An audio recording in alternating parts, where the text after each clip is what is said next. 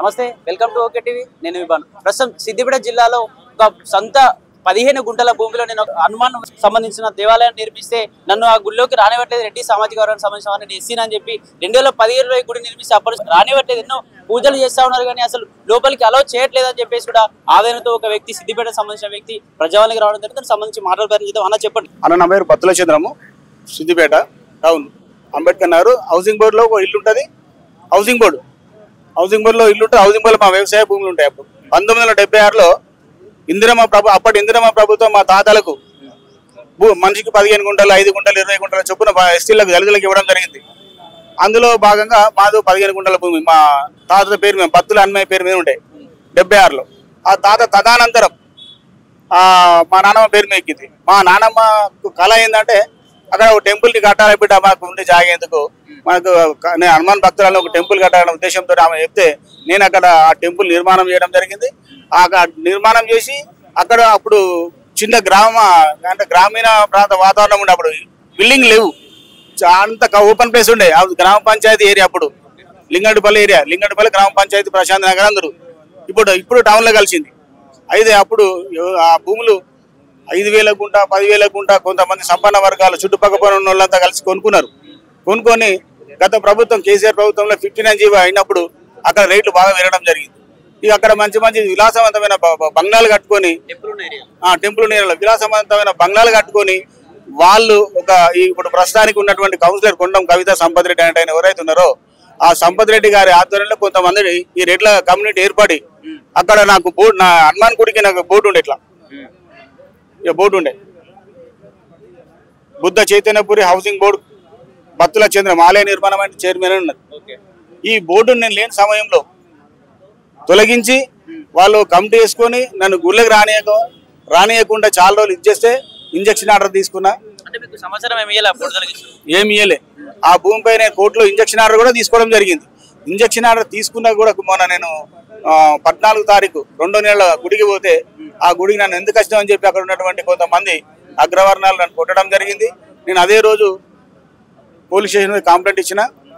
నాకు ఎలాంటి ఎఫ్ఐఆర్ ఇవ్వలేదు. సామాజిక వర్గమే కారణం అనుకోవచ్చు ఇందులో, అంటే తక్కువ సామాజిక వర్గం అని రానివ్వట్లేదు అనుకోవచ్చా?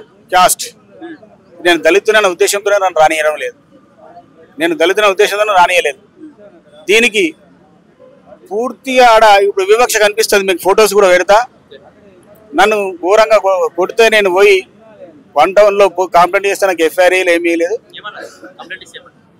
ఒకటే ప్రాంతంలో ఉంటారు కదంటే మీరు కాంప్రమైజ్ కంటే అంటే సరే అని మా పెద్ద మనుషులు తెలుసుకొని మాట్లాడితే అక్కడ ఉన్నటువంటి ఏసీపీ గారు, సిఐ గారు కూడా గౌరవ శాశ్వత అధ్యక్షులు ఇవ్వండి, భూమి వాళ్ళదే గుడి వాళ్ళదే కాబట్టి ఇవ్వండి అంటే అయినా నేను కాంప్రమైజ్ అయ్యి వాళ్ళని కూర్చున్నాక కూడా వాళ్ళు చివరికి అక్కడ బోర్డు పెట్టమని ఏసీపీ గారు ఆదేశించారు, సిఐ గారు ఆదేశించారు. వాళ్ళ మాటలు బేఖతారు చేసి ఇలా ఓన్లీ తాత్కాలికంగా ఒక ఫ్లెక్సీ రాసి ఆ ఫ్లెక్సీలో గౌరవ అధ్యక్షులు ఒకరే ఉంటారండి. కానీ అక్కడ 3 పేర్లు పెట్టడం జరిగింది. గౌరవ సంపత్ రెడ్డి, కొండం సంపత్ రెడ్డి పేరు, బి చంద్రమన్ నా పేరు, ఇంకో లెవెల్ బి యాదగిరి, 3 గౌరవ అధ్యక్షులతో అక్కడ ఫ్లెక్సీ పెట్టిరు. దాన్ని నేను జీర్ణించుకోలేక ఈరోజు నేను దానికి ఒప్పుకోను అని చెప్పి నేను ఈరోజు ప్రజాభవన్కి వచ్చి కంప్లైంట్ ఇవ్వడం జరిగింది. గతంలో కూడా పోయిన నెల 28 నాడు కూడా ప్రజాభవన్కి వచ్చిపోయినా. అప్పుడు వచ్చినా కూడా తీసుకుపోయి పోలీసులకి ఏంటంటే ఇచ్చిన, పోలీసులు పిలుస్తున్నారు, పిలవలేదు. అదే నడుస్తుంది కదా లోపల. సమాధానం మాకేం రాలేదు. ఇప్పుడు అదే ఇప్పుడైనా కనీసం పరిష్కారం అవుతుంది అనిపిస్తుంది. రెండోసారి వచ్చారు బ్రాండీ పాత లేబుల్ కొత్తది అనిపిస్తుంది అంతే. ఎట్లా మరి అంతే ఈ ప్రభుత్వంలో ప్రజాపాలన చెప్తాను ఏమండి, ఇది జరిగితే నాకు దీనిపై సిబిసిఐడి, ఏసీబీ కాకుండా ఇంకా సిబిసిఐడితో ఎంక్వైరీ చేయించి నా మీద నేను లంగనైనా, నేను దొంగనైనా, నేను కట్టలేకపోతే నాకు మీరు ఏ శిక్ష విధించినా నేను సిద్ధమే.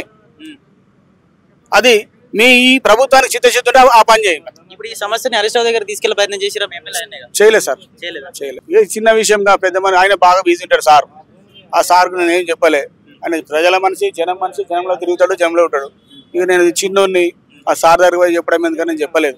చాలాసార్లు సంపత్ రెడ్డి గారితో కూర్చొని పద్ధతి కాదు, పద్ధతులు మార్చుకో అని చెప్తా కూడా అమ్మతోడు మానగా నాకు తెలియదు, నాకు పిల్లల మీద ఉంటాడు, అలానే చేస్తాడు. ఇప్పుడైనా పరిష్కారం అవుతుంది అనిపిస్తే, నిజంగానే పరిష్కారం కాకపోతే నెక్స్ట్ మీ కార్యాచరణ ఎలా ఉంటుంది? రాష్ట్ర వ్యాప్తంగా ఆందోళన చేస్తా. రాష్ట్ర వ్యాప్తంగా మా మాల మహానాడు చెన్నై జాతీయ చెన్నై ద్వారా మా మందకృష్ణ మాదిగన్న ద్వారా మేము రాష్ట్ర వ్యాప్తంగా మేము మా అన్నదమ్ములకి పంచాయతీ అవుతుంది, ఇంటి పంచాయతీ అవుతుంది, మేమంతా ఒకటే, మేము మళ్ళా కలిసిపోయేటోళ్ళు. మరి పొద్దుగాల మేమంతా ఒకటే అన్నదమ్ములమే. ఇవాళ ఏదో వాస్తవంగా కొన్ని ప్రభుత్వాలు స్వార్థపూరితంగా మమ్మల్ని విడదీసినా మేము అన్నదమ్ములమే. కొన్ని రోజులు కొట్లాటలు ఉంటాయి అన్నదమ్ములకు, శాశ్వతంగా ఉన్నాయి. నాకు అన్యాయం జరిగితే మా మందకృష్ణ మాదిగ వస్తాడు, మా చెన్నన్న వస్తాడు.